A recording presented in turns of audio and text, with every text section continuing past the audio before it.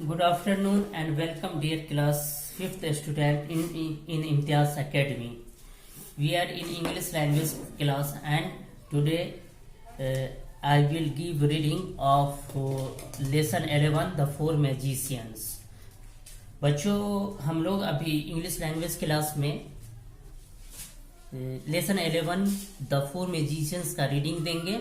इससे पहले हम लोगों ने कुछ पार्ट्स का रीडिंग दिया था, जिसका इन शॉर्ट समरी मैं आपको बताता हूं। हम लोगों ने फोर मैजिशियंस के बारे में पढ़ा था कि ये कहानी राजा विक्रमादित्य से डेमन वेदाल ने कहा, जो ऐसी कहानी होती थी जो एक पहेली से शुरू होती थी। वो कहानी पहेली पर जाके खत्म होती थी और बादशाह को वो मैजिशियन वो जादूगर जो था, जो ये कहानी कहता था, वो डेमन वेताल जो था वो कहता था कि अगर ये कहानी का जवाब आप नहीं देंगे तो आपका जो सर है ना वो 100 टुकड़ों में बट जाएगा, 100 टुकड़ों में बर्स्ट कर जाएगा। और अगर आप मेरे सवालों का जवाब दे देंगे तो फिर आप मुझे दूसरे कहानी कहने के लिए पकड़ सकते हैं। तो एक कहानी ऐसा सुनाया जो कि एक कृष्ण स्वामी नाम का आदमी था जो पाटलिपुत्र शहर में रहता था।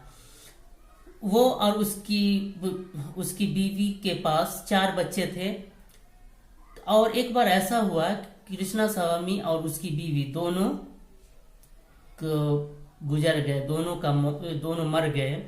और जबकि उनके ये चारों बच्चे छोटे छोटे थे और उसके बाद उनके जो रिश्तेदार सब थे उन बच्चों को प्रॉपर्टी से बेदखल कर दिया और वो बच्चा बेसहारा रह गया।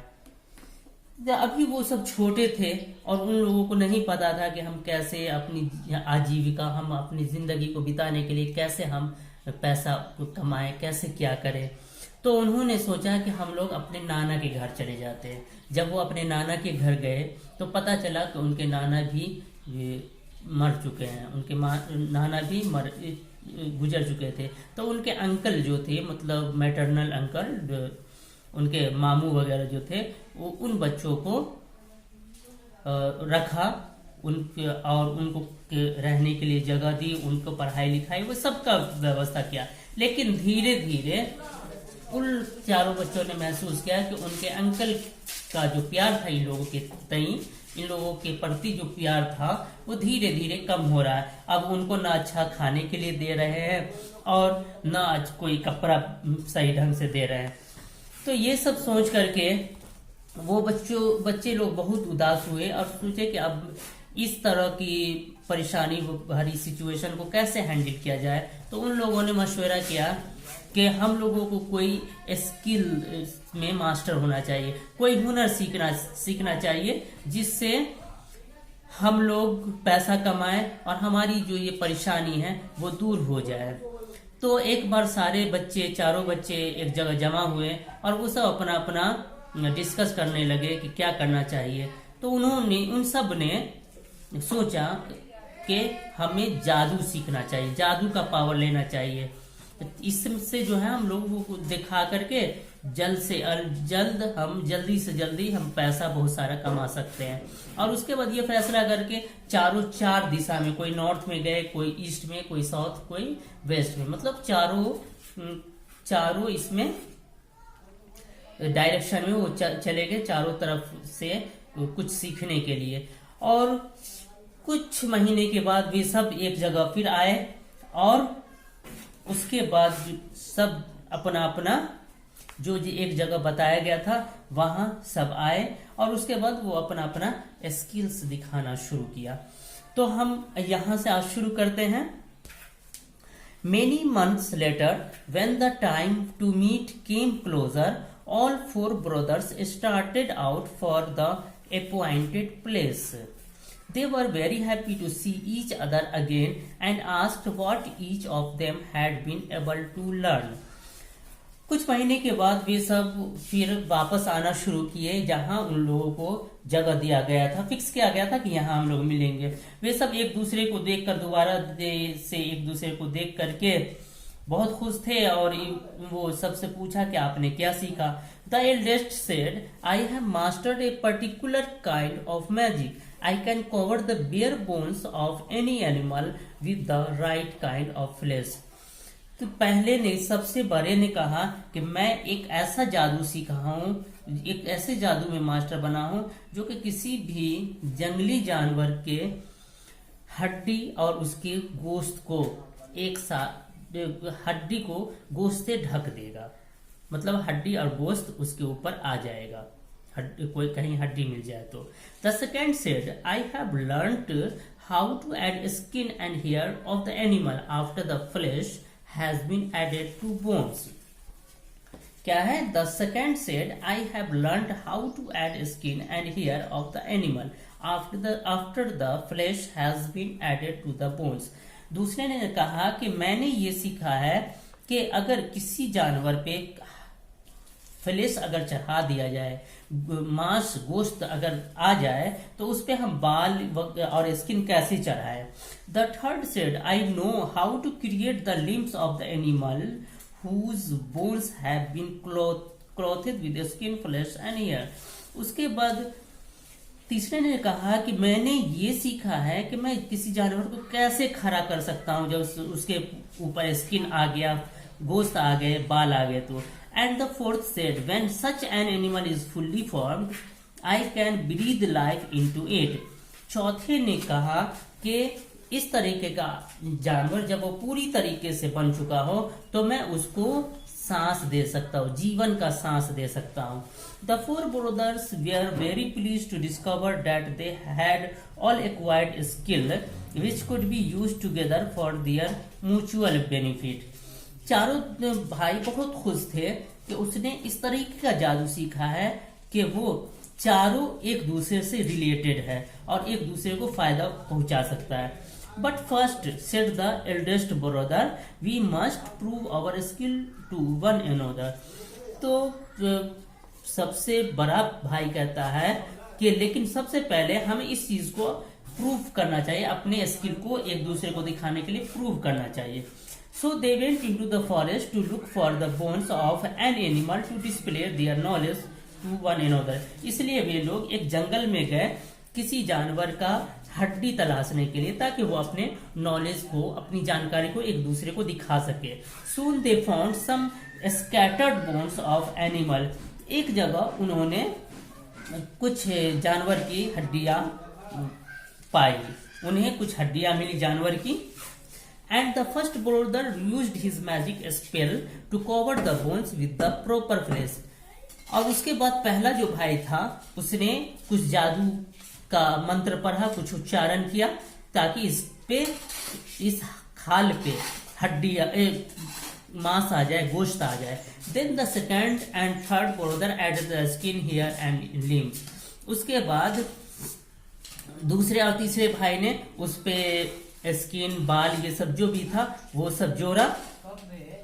When this was done, they saw that they had made a lion। जब ये सब तैयार हो गया तो उसने देखा कि ये तो एक शेर है। As it was a turn of the fourth brother।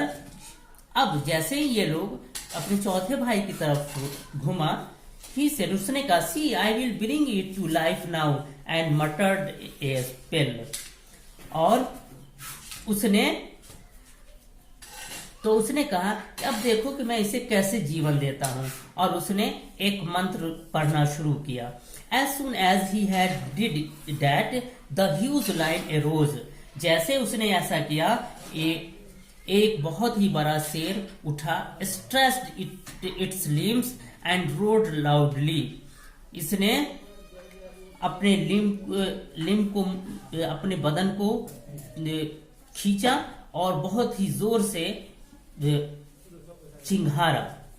Showing its fearful sharp teeth, और जिससे इसका तेज खौफनाक दांत दिख रहा था। Then before they could realise what was happening, और इससे पहले कि वो ये सोच पाते कि क्या हो रहा है, the lion charged at the four brothers and caught and ate each other. उससे पहले ही वो शेर उन चारों भाई पर हमला कर दिया और हर किसी को खा लिया। Thus the four brothers died because of the foolish mistake. इस तरह से वो चारों भाई अपनी गलती की वजह से, बेवकूफी वाली गलती की वजह से मारे गए। Bringing a ferocious beast of life, क्योंकि एक बहुत ही खतरनाक जानवर को उसने जीवन दिया था। This proves that if you lack wisdom and common sense even the best skill can not help you. ये इस चीज को प्रूव करता है कि आपके पास बहुत अच्छा नॉलेज हो, लेकिन अगर आपके पास स्किल ना हो तो ये आपको मदद नहीं कर सकता। At the end of the story Vetal asked Vikramaditya, ये कहानी सुनाने के बाद वेताल ने विक्रमादित्य से पूछा, now tell me king which of the four brothers was responsible for all the death. बादशाह से पूछा कि अब ये बताइए कि इन चारों में से कौन भाई चारों भाई की मौत का जिम्मेदार था। किंग विक्रमादित्य रिप्लाइड, राजा विक्रमादित्य ने जवाब दिया था फोर्थ ब्रदर, तो उन्होंने जवाब दिया चौथा भाई। Who brought the lion to life is the guilty one, जिसने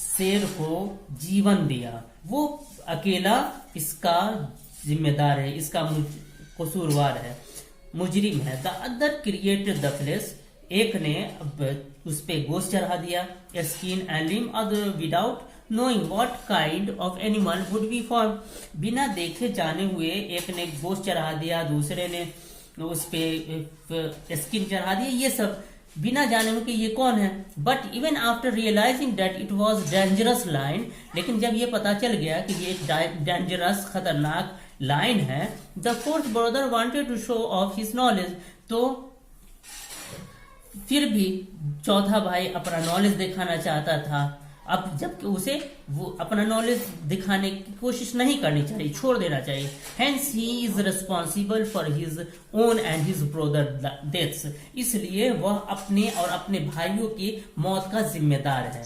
this was indeed the correct answer to the riddle, यह पहेली का सही जवाब था। And Vetal vanished once again, king Vikramaditya had to try and catch the daemon.